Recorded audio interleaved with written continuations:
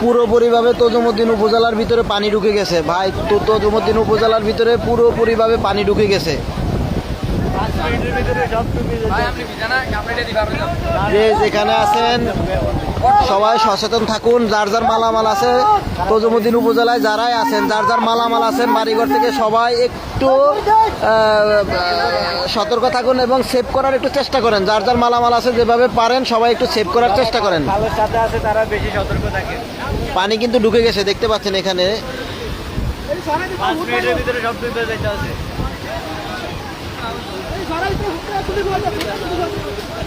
যারা এই টুরিস্ট গাইডের মানে খালের সাথে আছে তারা মানে সতর্ক থাকার জন্য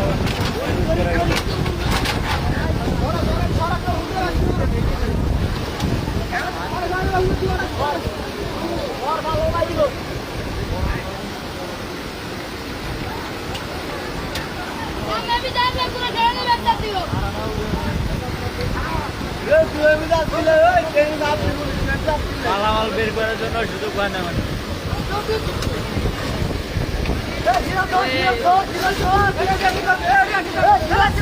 এই পুরাটা